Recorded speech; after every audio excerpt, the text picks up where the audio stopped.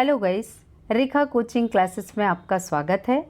आज हम पढ़ने वाले हैं जैव अणु के महत्वपूर्ण एमसीक्यूज। तो जैव अणु के ये एमसीक्यूज मतलब ऑब्जेक्टिव टाइप क्वेश्चन जो हैं, इनमें से 2 से 4 वेरी इंपॉर्टेंट हैं जो एग्ज़ाम में पूछे जा चुके हैं। मैंने कुछ ऑब्जेक्टिव मतलब सही उत्तर चुनिए और कुछ खालिस्तान और कुछ सही जोड़ियों को बताया हुआ है। इनमें से 2 से 4 ज़रूर आते हैं एग्ज़ाम में, तो आप ध्यान से पढ़िएगा। तो पहला हमारा बोलता है क्वेश्चन कि फेलिंग विलयन परीक्षण सकारात्मक देता है। तो 4 ऑप्शन आपके प्रोटीन, सुक्रोज, ग्लूकोज और वसा। तो आपको याद रखना है फेलिंग विलयन का जो परीक्षण जो सकारात्मक देता है परीक्षण, वो है ग्लूकोज। तो आपको याद रखना है ग्लूकोज ही फेलिंग विलयन का सकारात्मक परीक्षण देता है। दूसरा बोलता है ग्लूकोज टॉलेन अभिकर्मक के साथ सिल्वर मिरर परीक्षण देता है, किसकी उपस्थिति दर्शाता है। तो आपने एल्डिहाइड समूह, एल्डिहाइड और कीटोन में अंतर पढ़ा था, तो आपने देखा था कि रजत दर्पण बना था। तो ग्लूकोज टॉलेन अभिकर्मक के साथ सिल्वर मिरर परीक्षण देता है, किसकी उपस्थिति दर्शाता है, एल्डिहाइड समूह की। ठीक है, यहाँ पे आप देखिए शराबी समूह मतलब अल्कोहल समूह को डिफाइन करता है। ये मैंने बुक की लैंग्वेज ही ली है, पर आपको याद रखना है अल्कोहल समूह है वो। कीटोनिक समूह, एल्डिहाइड समूह और अम्लीय समूह। तो आपको याद रखना है आपका आंसर है एल्डिहाइड समूह कहते हैं उसे। आइए जानेंगे अगला प्रश्न क्या है। थर्ड हमारा प्रश्न क्या कह रहा है। प्रतीक डी और एल, डी और एल जो हैं हमेशा उसकी स्थिति को और उसकी ज्यामिति को प्रदर्शित करने वाली रचना है। तो बोलता है डी और एल क्या दर्शाते हैं। पहला बोलता है यौगिक की प्रकाशिक सक्रियता, किसी विशेष स्टीरियो आइसोमर का सापेक्ष विन्यास यानी ज्यामितीय विन्यास। तीसरा बोलता है अणु की दक्षिणावर्तक प्रकृति या फिर अणु की लैबोरेटरी प्रकृति। तो आपको याद रखना है किसी विशेष स्टीरियो आइसोमर का सापेक्ष विन्यास बताते हैं डी और एल। दक्षिणावर्त और वामावर्त स्थिति बताने के लिए हम डी और एल का यूज करते हैं। तो आपका आंसर बी वाला होगा। फोर्थ बोलता है ग्लूकोज का क्या कार्य है। तो ग्लूकोज का क्या कार्य होता है, ऊर्जा प्रदान करना। क्योंकि खिलाड़ी, आपसे एक बार पेपर में पूछा गया था कि क्या कारण है कि खिलाड़ी बहुत अधिक खेलते समय ग्लूकोज का उपयोग करते हैं। क्यों? क्योंकि ग्लूकोज डायरेक्ट हमारे ब्लड में जाके एनर्जी देने का कार्य करता है, इसलिए उसका उपयोग किया जाता है। तो आप देख ही रहे हैं आंसर क्या होगा, ऊर्जा प्रदान करता है ग्लूकोज का कार्य। विकास को बढ़ावा देना, बीमारियों को रोके, उपरोक्त सभी कार्य ऐसा नहीं है। याद रखना ऊर्जा प्रदान करने का कार्य करता है। आइए जानेंगे अगला। हमारा 5th पॉइंट क्या कह रहा है। निम्न में से कौन डाइसैकेराइड है, यानी 2 सैकेराइड से मिलकर बना कौन है। तो आपको याद रखना है लैक्टोज शर्करा जो है वो डाइसैकेराइड है। स्टार्च, सेल्यूलोज और फ्रक्टोज नहीं है, लैक्टोज है। अगला पॉइंट बोलता है जैव अणु हैं। तो जिसने आंसर में समझा होगा कि जैव अणु क्या है, किसे कहते हैं, तो उनसे आंसर तुरंत रिप्लाई करेगा। तो जैव अणु जो है एल्डिहाइड और कीटोन समूह से मिलकर बने होते हैं, क्योंकि एल्डिहाइड और कीटोन समूह आपस में मिलकर ही तो क्या बनाते हैं, एमिनो अम्ल का निर्माण करते हैं, जो जैव अणु के बनने में सहायक होते हैं। तो आपका आंसर होगा एल्डिहाइड और कीटोन, आपका आंसर होगा। आइए जानेंगे अगला। हमारा 7 पॉइंट क्या कह रहा है। ग्लूकोज एसिटिक एनहाइड्राइड के साथ प्रतिक्रिया करके बनाता है। तो याद रखिए ग्लूकोज जब एसिटिक, ग्लूकोज मतलब C6H12O6 होता है।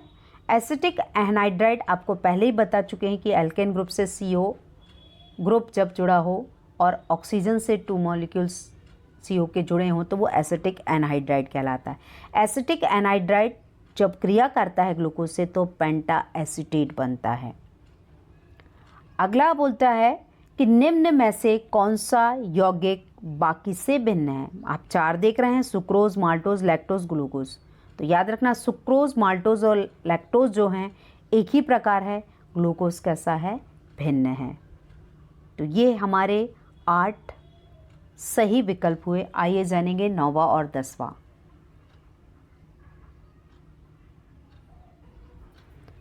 ग्लूकोज किसके साथ प्रतिक्रिया नहीं करता। तो आप याद रखिए ग्लूकोज सोडियम बाई सल्फेट जो है उसके साथ क्रिया नहीं करता। NaHCO3 इसके साथ क्रिया नहीं करता है। तो आपको याद रखना है बाकी के साथ क्रिया करता है पर NaHSO3 के साथ क्रिया नहीं करता है। अगला पॉइंट बोलता है 10वां, एक विशिष्ट कार्बोहाइड्रेट में उपस्थित 2 कार्यात्मक समूह कौन से हैं। तो आपको याद रखना कार्बोहाइड्रेट में 2 कार्यात्मक समूह होते हैं। वो एक होता है OH, दूसरा होता है CHO, यानी अल्कोहल और एल्डिहाइड 2 समूह होते हैं। तो आपको याद रखना है कार्बोहाइड्रेट में इन 2 समूहों को देखा जाता है। इस प्रकार आइए जानेंगे अब हम रिक्त स्थान की पूर्ति कीजिए।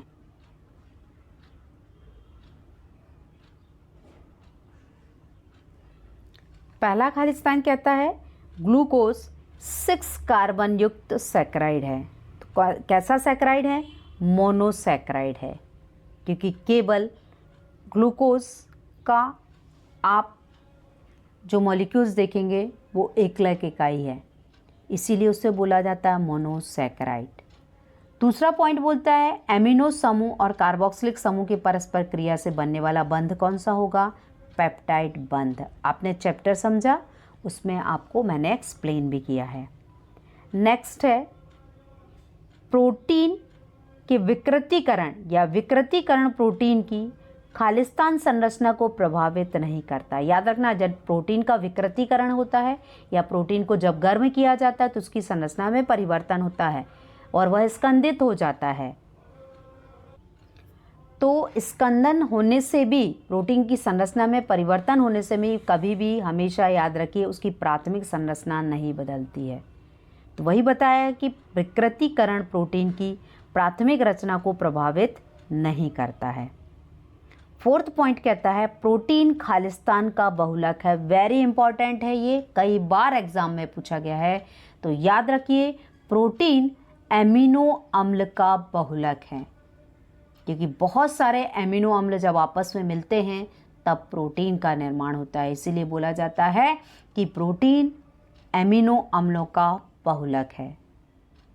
5वां, खालिस्तान रक्त का थक्का बनने में मदद करता है। तो जो हमारा फाइब्रोनोजन है वो जाल बनाने का काम करता है और ब्लड क्लॉटिंग में मदद करता है।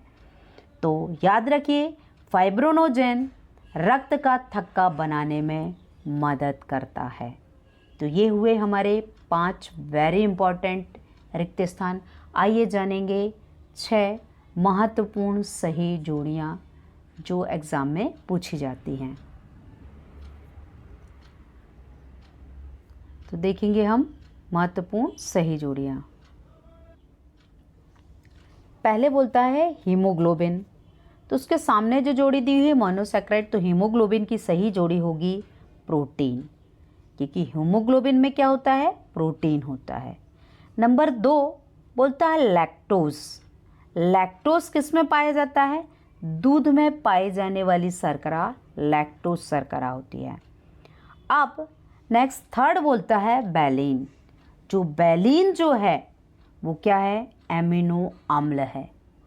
तो आपने जब आवश्यक और अनावश्यक एमिनो अम्ल पढ़ा होगा तो उससे आपको याद होगा बैलीन जो है वो क्या है, एमिनो अम्ल है। नेक्स्ट बोलता है ग्लूकोज।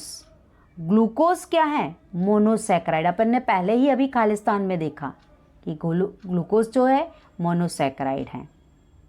अगला फिफ्थ बोलता है राइबोज शर्करा कौन है? आरएनए, क्योंकि आरएनए का फुल फॉर्म ही होता है राइबोज न्यूक्लिक अम्ल, तो राइबोज शर्करा। नेक्स्ट सिक्स्थ बोलता है डीऑक्सीराइबोज, तो क्या होगा? डीएनए। डीएनए डीऑक्सीराइबोज न्यूक्लिक अम्ल का फुल फॉर्म है, तो डीऑक्सीराइबोज शर्करा में उसकी सही जोड़ी क्या होगी? डीएनए। तो इस प्रकार ये सही जोड़ियां हैं, इनमें से 2 से 3 सही जोड़ियां आपको मिक्स करके दी जाएंगी तो आपको पहचानते आना चाहिए। तो हमने जैव अणु के इतने महत्वपूर्ण ऑब्जेक्टिव क्वेश्चन को जाना। अगली वीडियोस में अगले चैप्टर को जानेंगे। तो आज की वीडियो यहीं तक है, अगली वीडियोस में फिर मिलते हैं। Thank you for watching my videos. Please like and subscribe.